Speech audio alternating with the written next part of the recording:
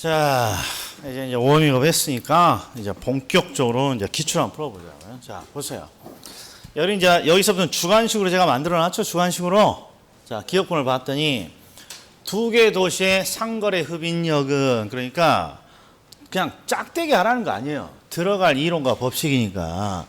그러면 두 개 도시의 상거래 흡인력 나오면 누구 아니면 누구예요?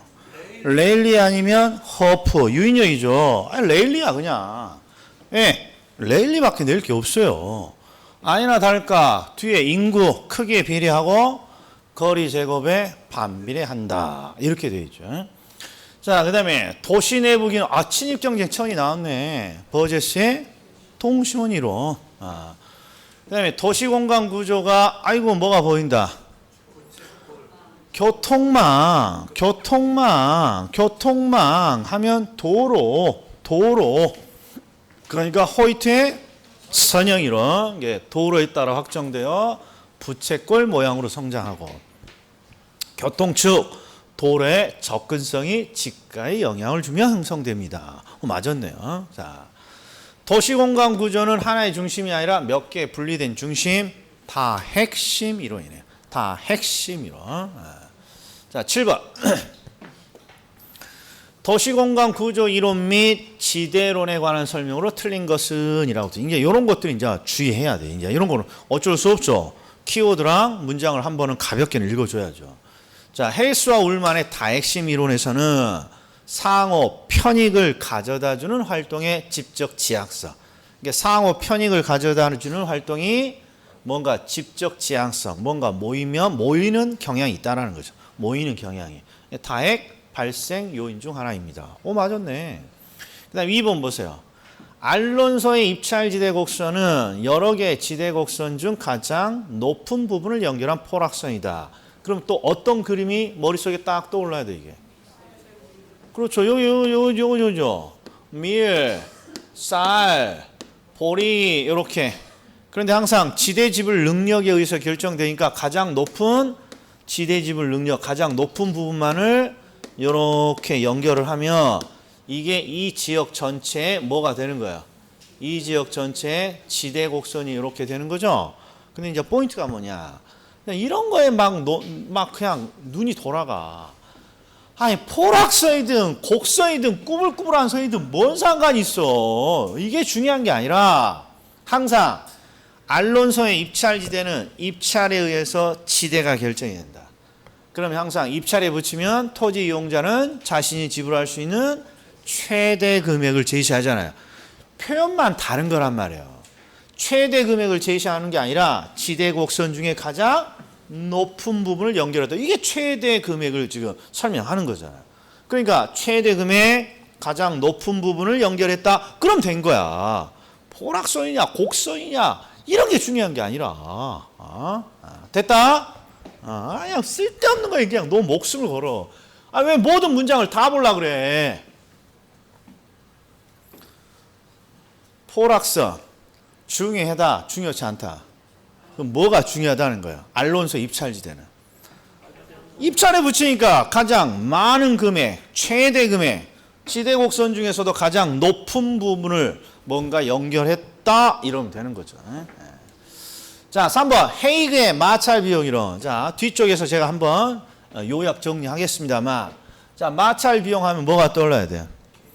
기사님, 오늘의 마찰 비용이 얼마입니까? 교통비죠, 교통비. 마찰 비용의 대표 주자는 교통비. 그래서 교통비 나오면 된다 이런 말이에요. 그 다음에 4번 리카르도의 차액지대설에서는 지대 발생 원인을 비옥도에 따른 수확량의 차이. 비옥도에 따른 수확량의 차이. 차액이구나. 차액지대. 그 다음에 5번 마샬. 자, 마샬은 일시적으로 토지의 성격을 가지는 기계, 기구 등에 대한 사용, 기구, 기계 등의 생산 요소에 대한 대가를 파레토 지대로 정의했다.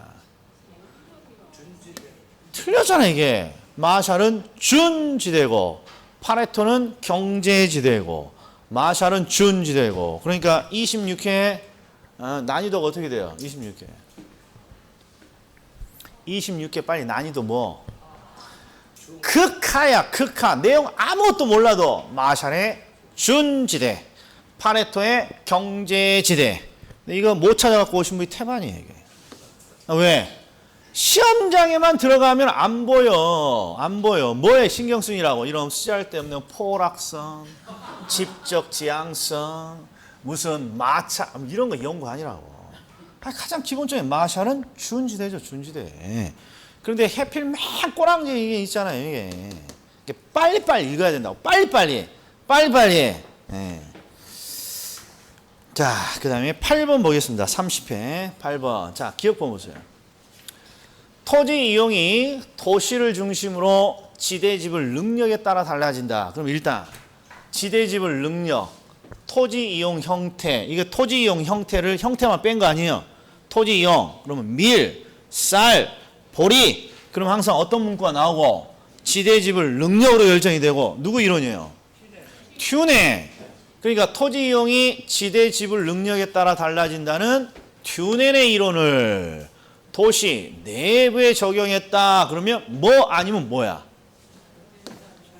알론소 아니면 버제스의 동심원 이론이에요. 그렇죠? 그런데 이 30회 시험은 알론소의 입찰지대 이론은 보기로 안 줬어. 지금 제가 주관식으로 내놨으니까 그렇지. 그러니까 버제스의 동심원 이론을 이렇게 찍어줘야죠. 그럼 보자고요. 자, 둘 다 튜넨의 이론을 도시에다가 적용을 했는데 알론소는 어떤 이론이에요?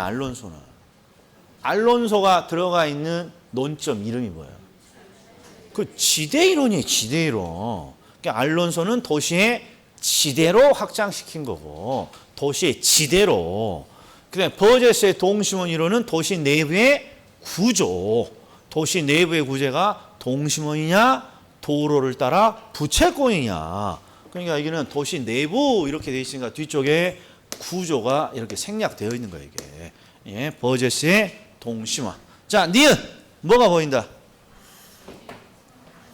니은 뭐가 보인다? 중심지 규모 또는 중심지의 크기. 고차, 저차 중심지. 고차, 저차 중심지. 크리스탈러의 중심지 이론이구나. 그 다음에 뒷부분 보세요. 특정 점포가 최대 이익을 얻기 위해서 어떤 장소에 입지해야 됩니까? 그러면 넬슨의 소매 입지 이론. 이렇게 눈에 이런 게 요새 태반이다는 거예요. 이게 어렵다. 조금 더 평이해졌다. 그렇죠. 학자들 그냥 연결하라는 거예요. 연결. 튜넨의 이론을 적용했다. 버제스의 동심원. 자, 중심지의 크기, 고차, 저차, 크리스탈러의 중심지. 그 다음에 어떤 특정 점포가 어떤 장소에 입지해야 돼요? 넬슨의 소매 입지 이론. 자, 여기까지는 잘 왔다. 자, 이제 본격적인 문제를 봅시다. 자, 이제 봐봐, 이제. 강사가 걱정하게 생겼는지, 걱정 안 하게 생겼는지. 9번. 30회. 호이트에 의하면 도시는 전체적으로 원을 반영한 부채꼴 모양. 자, 원을 반영한 이 단계 의미가 있어요. 그냥 부채꼴 보이면 되는 거야. 부채꼴 보이면 되겠죠. 그리고 그 핵심은 도심도 하나입니다. 이거 맞았어요? 틀렸어요? 이거. 그 핵심은 도심도 하나이다. 자, 우리가 버제스의 동심원 이론, 호이트의 선형 이론은 항상 중심이 하나, 중심 업무지구 하나고 어디서부터가 다액이에요. 다핵심 이론이 현대 도시의 다액을 설명하는 거죠. 그러니까 이것도 당연한 소리예요. 그리고 지금 교통의 선이 도심에서 방사된다. 그러면 뭐가 포인트예요? 교통의 선 뭘까요?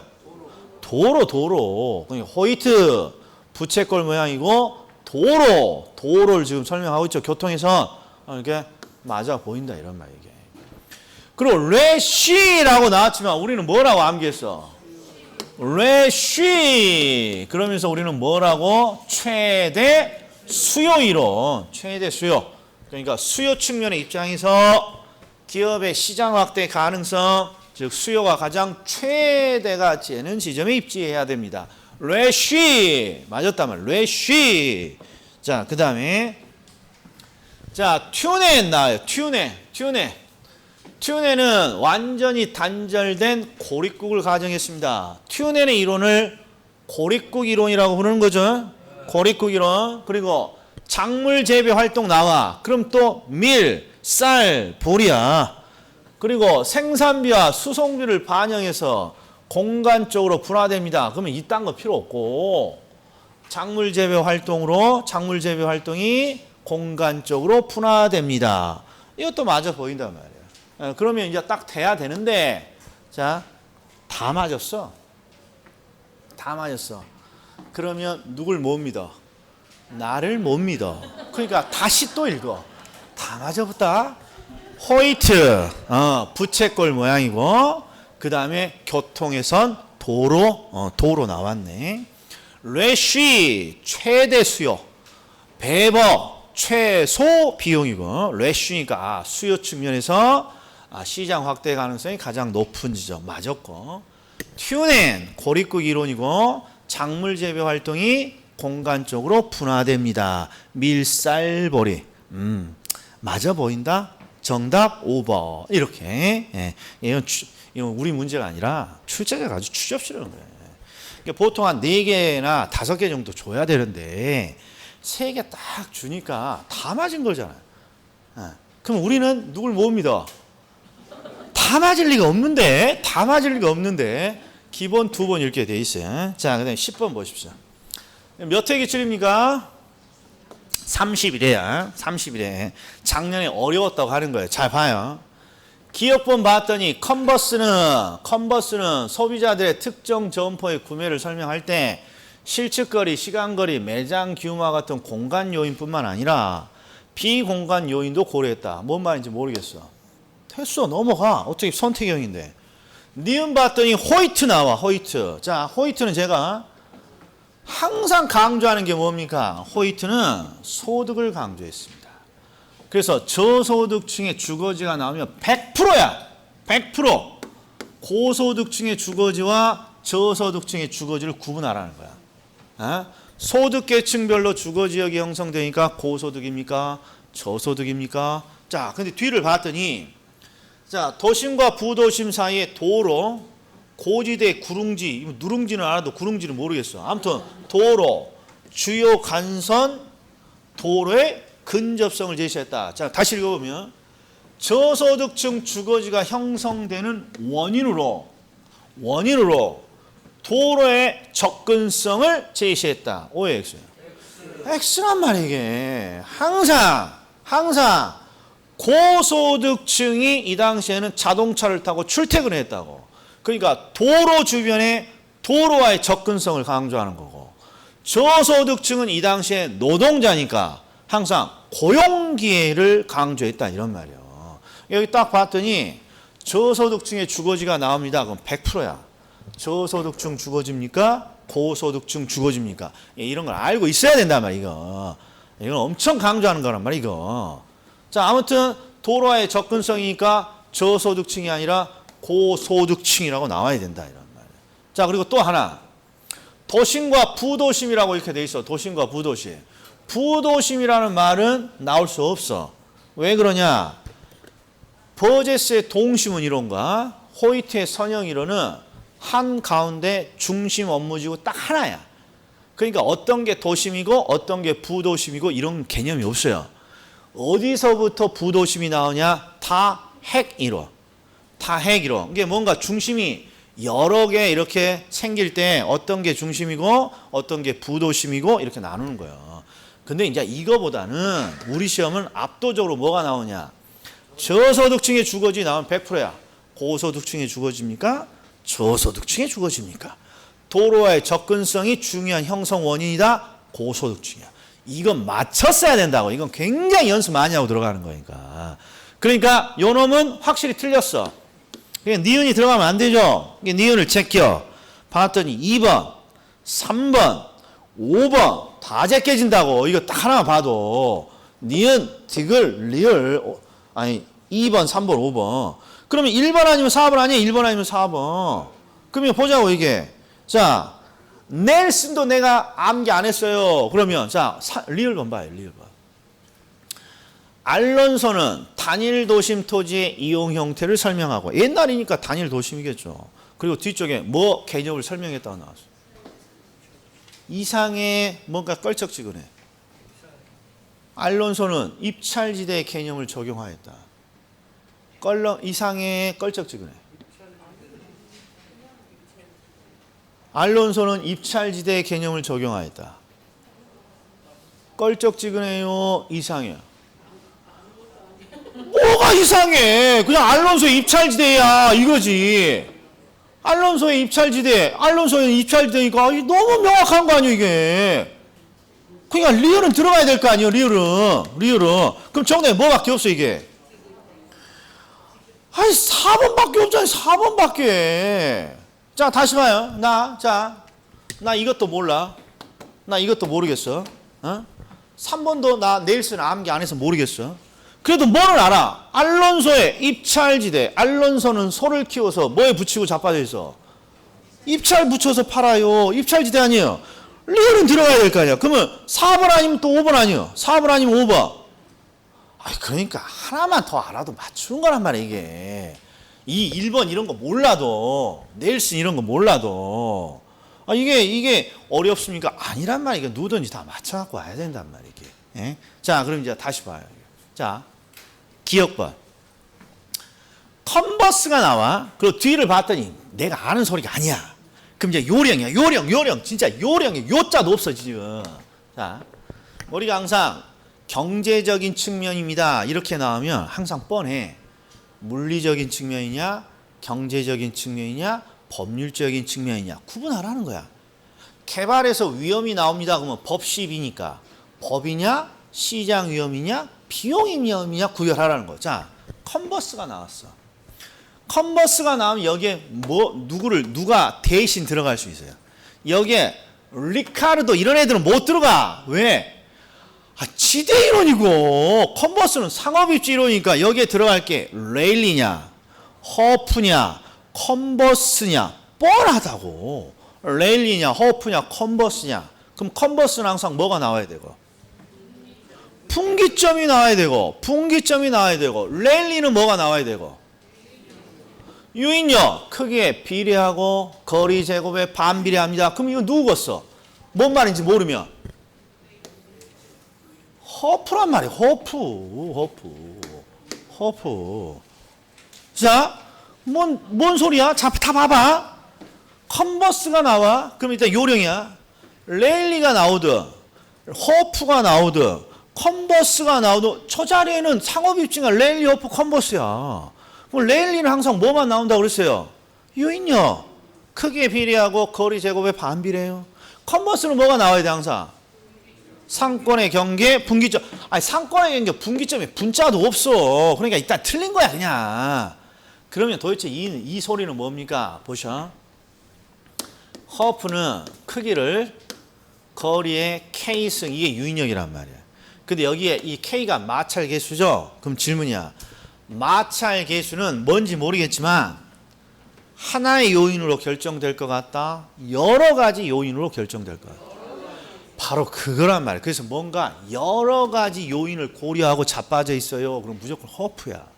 허프 왜? 마찰 계수를 설명하기 위해서 여러 가지 걸 고려한단 말이에요. 허프 하면 우리가 좋아하는 호프가 나와. 호프. 맥주는 다양해. 맥주는 하나야. 맥주는 다양해. 다양하다 나오면 레일리, 허프, 컨버스 중에 뭐? 허프야. 뭔가 다양하다. 일단 이거 한 번 더 보자. 니은번의 핵심이 뭐라고요? 니은번은 그렇죠. 저소득층의 주거지가 나옵니다. 그럼 100%야. 저소득층의 주거지입니까? 고소득층의 주거지입니까? 근데 뒤쪽을 봤더니 도로와의 접근성, 근접성을 강조했어요? 제시했어요? 그럼 고소득층이란 말이야. 틀렸단 말이야. 그 이제 네일슨 암기한 거죠. 특정 점포가 어떤 장소에 입지해야만 합니까? 네일슨의 소매 입지. 그러나 니은과 리을번만 알아도 정답 찾아갖고 왔다. 자, 그리고 보세요. 11번 24회. 자, 요거 난이도가 굉장히 높은 거예요. 24회 때 볼 때. 자, 그런데 지금은 이런 형태 잘 안 나와. 왜? 보셔. 중심지, 재화의 도달 범위, 최소 요구치, 최소 요구 범위 이렇게 냈는데, 자, 함정을 팔려고, 자, 해보자고요. 중심지는 머릿속에서 뭐예요? 우리 지금 상식의 중심지는 매장. 고차 중심지로 물건을 사러 갑니다. 그럼 어디로 간다는 거야? 홈플러스 이마트 매장으로 물건 사러 가는 거고, 저차 중심지로 물건을 사러 갑니다. 편의점 간다는 소리고. 그러니까 중심지가 나오면 각종 재화와 서비스 공급 기능이 집중되어서, 자, 배우의 매장의 배후에 있는 지역에 재화나 서비스를 공급합니다. 이거 맞아요, 틀려요? 이건 목에 칼이 들어와도 맞아. 중심지는 상업 기능을 제공하는 지역이니까 매장 등 이건 확실히 맞아. 자, 그런데 니은번 봤더니 재화의 도달 범위인데 중심지 활동이 제공되는 공간적 한계, 여기까지는 알겠는데 뒤를 봤더니 뭐 수요가 1이 되느냐? 몰라. 그러니까 이런 거 다시 안 나와. 나오기 쉽지 않아. 왜? 출제자가 그냥 틀려 부르라고 지금 넣어놓은 거니까 다시는 안 나온다고. 자, 그리고 리을번을 봤더니 이런 말이 나와. 정상 이윤을 얻는 만큼의 충분한. 뭔 말인지 모르겠어. 그런데 자, 디귿번 최소 요구치. 최소 요구치는 내가 알잖아요. 최소 요구치는 중심지가 전속하기 위해서 필요한 최소한의 고객수. 최소 요구치니까 최소한의 고객수. 근데 봤더니 중심지 기능이 유지되기 위한 최소한의 수요 요구, 고객 요구. 요거는 알겠잖아, 이게. 그럼 보셔. 자, 니은과 리을은 처음 나온 지문에서 모르겠어. 근데 기억을 봤더니 중심지는 재화 서비스를 공급하는 지역이지. 그래서 기억은 일단 들어가야 될 것 같아. 봤더니 1번, 3번, 4번 세 개나 돼. 그래서 더 봤는데 내가 아는 건 딱 하나야. 디귿번. 최소 요구치니까 최소한의 고객수. 그러니까 기억과 디귿이 들어가야죠. 뭐밖에 없어요? 4번밖에 없잖아요. 4번밖에. 그러니까 니은 이딴 거 수요가 0이냐 1이냐 나 몰라도 되고, 리을번 정상 이윤이냐 초과 이윤이냐 나 몰라도 문제 찾는다 안 찾는다? 찾았다고. 내가 아는 것만 제대로 알고 있으면. 그게 중심지 매장 재화 서비스를 공급하는 지역이고, 자, 최소 요구치 최소한의 고객 수죠. 중심지가 유지되기 위한. 그렇죠. 그리고 이런 것들 다시 안 나온다고.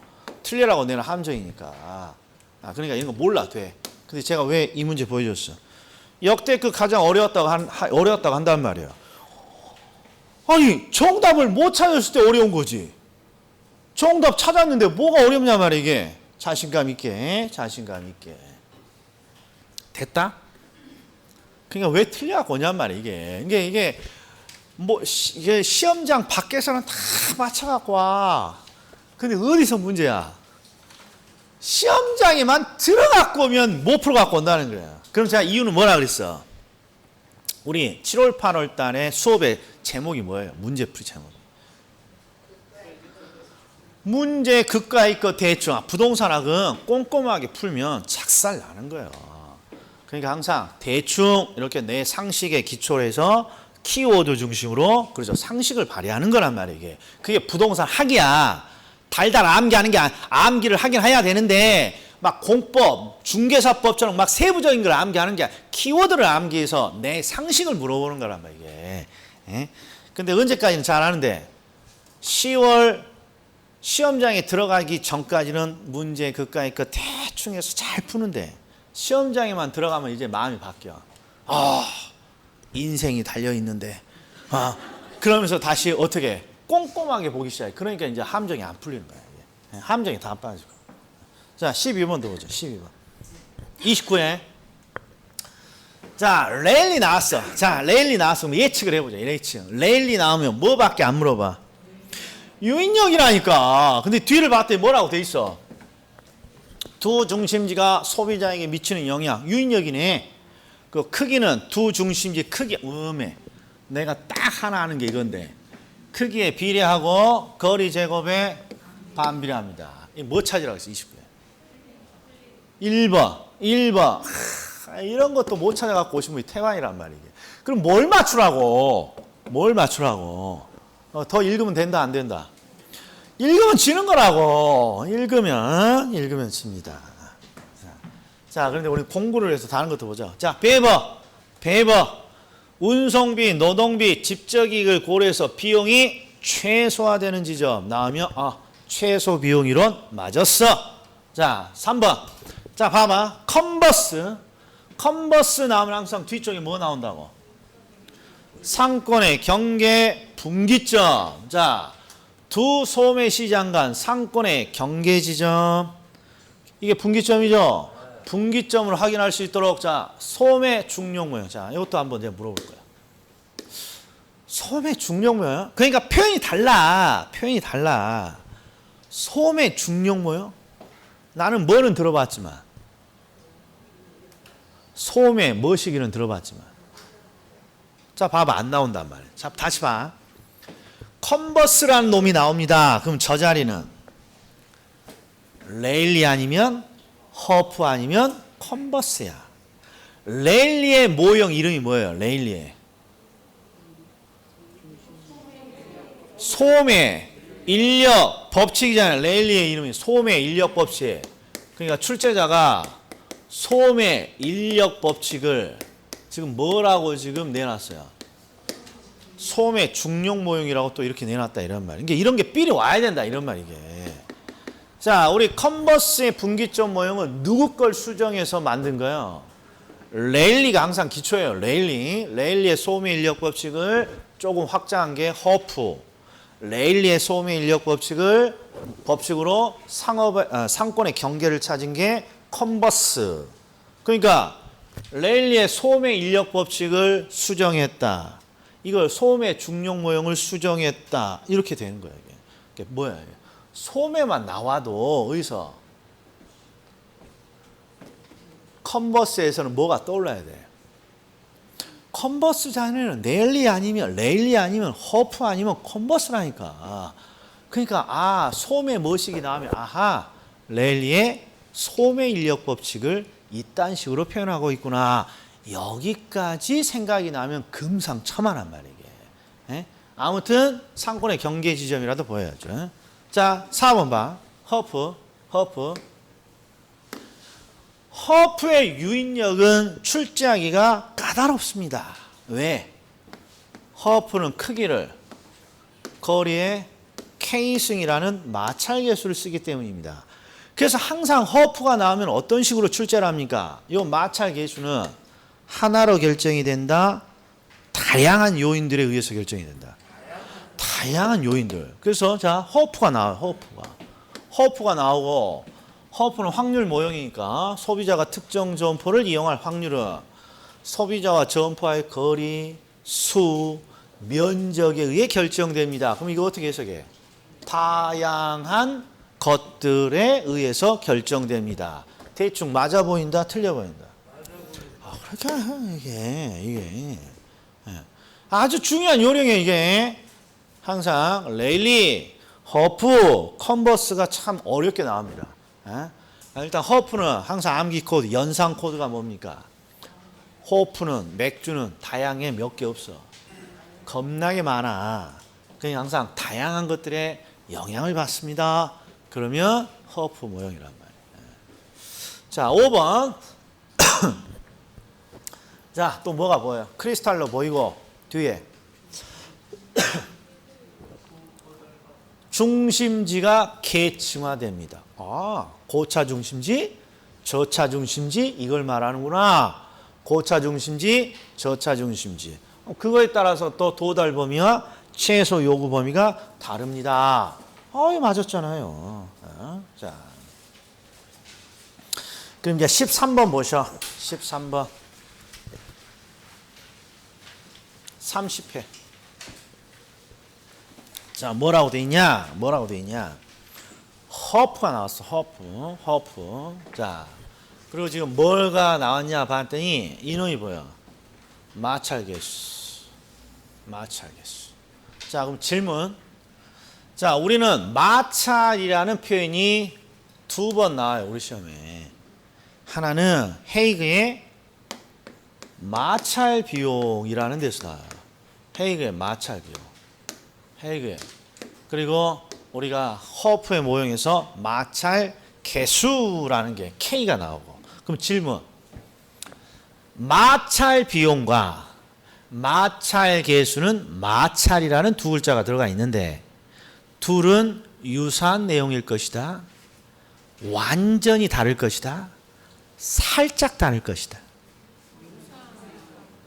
마찰 공비용과 마찰 개수는 마찰이라는 문구가 들어가 있는데 비슷할 것이다. 살짝 다를 것이다. 완전히 다를 것이다. 완전히 달라. 완전히. 그러니까 지금 마찰이라는 개념에 지금 싹 또 다 사라진 거예요, 이게. 자, 보셔. 우리가 마찰이라는 건 자연과학의 마찰력에서 가져온 거라 했어요. 마찰력. 그럼 마찰력이 자연과학에서는 어떤 역할을 합니까? 그러면 자, 집에 있는 장난감 자동차를 갖고 경부고속도로를 가. 그리고 서울 톨게이트에서 부산을 향해서 장난감 자동차를 쭉 밀어봐. 그럼 부산까지 가? 장난감 자동차가? 가다가 그냥 멈춰. 가다가 멈춘단 말이에요. 그럼 왜 가다가 멈췄습니까? 지면이 마찰력을 통해서 이동을 방해했단 말이에요. 지면과의 마찰력이 이동을 하지 못하도록 뭔가 막은 거예요. 마찰력은 기본적으로 사회과학에서 어떤 식으로 쓰냐? 자연과학이 아니라 사회과학에서 어떤 거 쓰냐? 이동을 저해하는 힘, 이게 마찰이에요. 이동이 힘, 마찰력. 그럼 거창하게 생각하지 말고, 자, 보세요. 오늘 화요일이잖아요.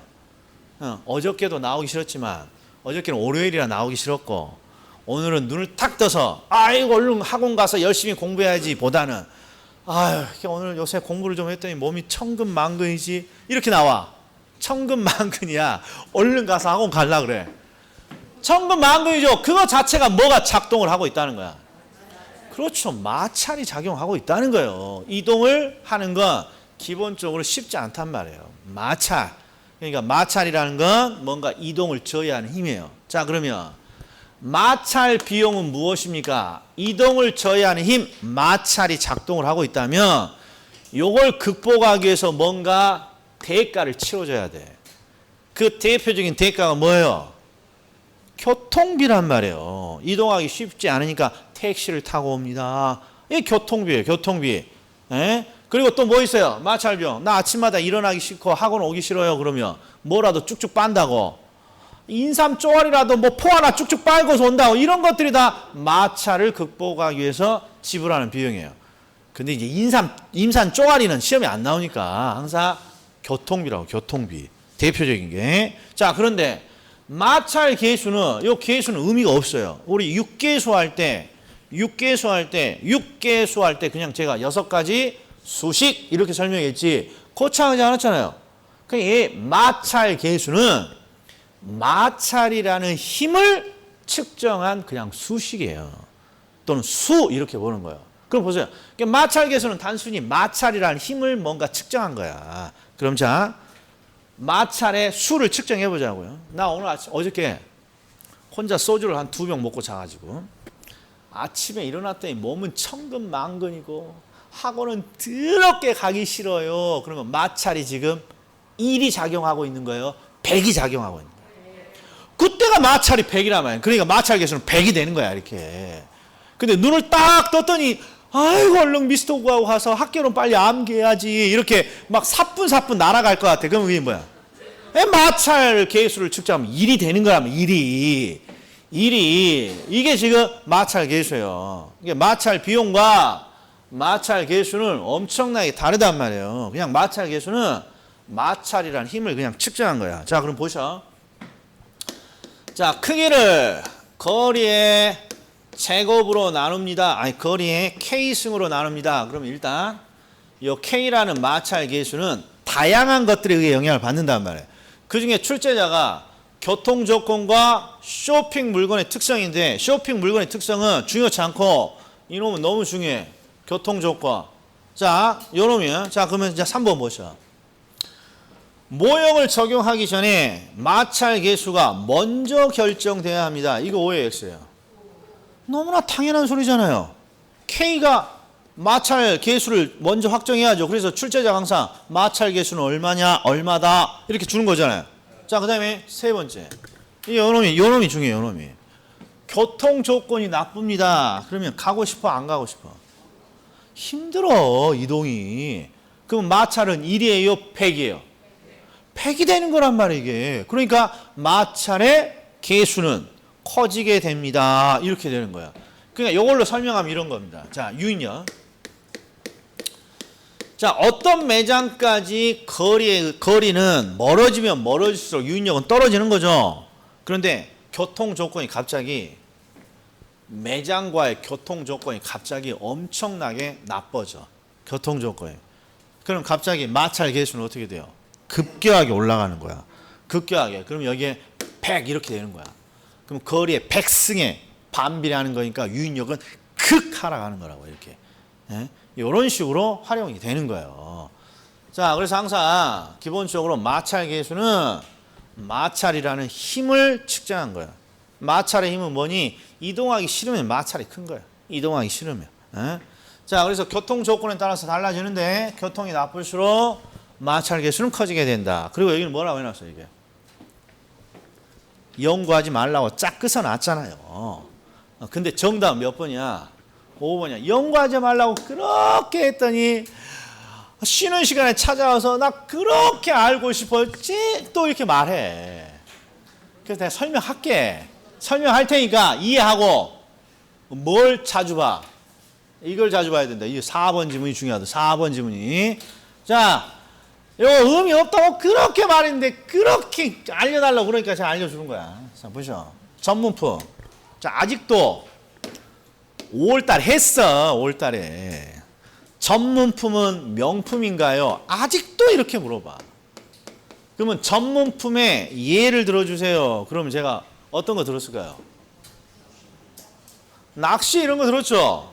그런데 조금 보편화되지 않은 거니까 다시 봐봅시다. 자, 내가 자전거 매장에 가. 자전거 매장에.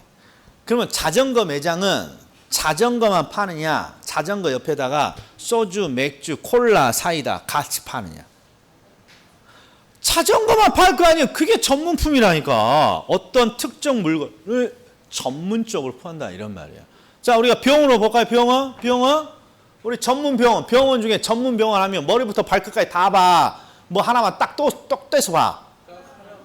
아, 그게 전문품이라니까. 그러니까 전문적인 의료 서비스, 전문품. 그러니까 전문품은 이런 명품 이런 게 아니라 특정 물건을 전문적으로 판다 이런 말이에요. 자전거 매장은 자전거만 팔아. 소주, 맥주 안 팔아. 그리고 고양이 병원은 누구만 치료해? 고양이만 치료해. 늑대, 호랑이, 고라니 안 키워. 거기는 고양이 이런 게 전문이란 말이에요. 전문. 그런데 이런 전문품은 어떤 특징이 있느냐? 기호, 선호가 대단히 영향을 많이 줘요. 얘가. 예를 들어서 제가 요새 개들을 많이 키우니까 고양이 병원이 있어. 고양이를 전문적으로 케어하는 고양이 병원이 있어요. 근데 고양이 병원이 주변에 널려 있잖아요. 꽤 많잖아요. 그런데 꼭 고양이 병원을 찾으려는 그 주인은 항상 집사는 자기가 저기 멀리 있는 고양이 병원이더라도 저쪽이 참 좋아. 그러면 차를 끌고라도 그쪽을 찾아간단 말이에요. 동네 바로 옆에 있더라도. 그래요, 안 그래요? 맞죠? 그게 바로 취미와 기호예요. 취미와 기호. 그러니까 대부분 이런 전문품을 파는 데는 어떤 선호나 기호가 반영되기 때문에 저기 멀리 있더라도 가기 싫어라 해. 즐겁게 가. 즐겁게 간단 말이에요. 즐겁게. 그러니까 마찰 계수는 어떻게 돼야 돼? 마찰 계수는 작아져야 돼. 자, 고양이로 하니까 잘 피부로 안 하다? 그럼 나 술로 해봐. 술.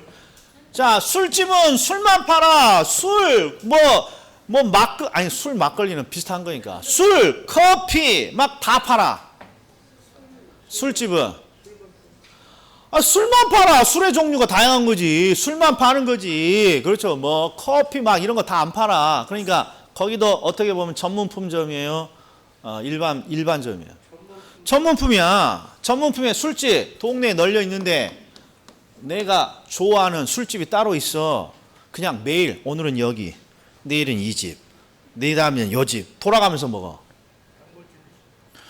그렇잖아요. 내가 좋아하는 데 가잖아요. 그리고 좋아하는 집에 술집 갈 때 날라가 막 학원 올 때처럼 막 죽겠어 이렇게 가.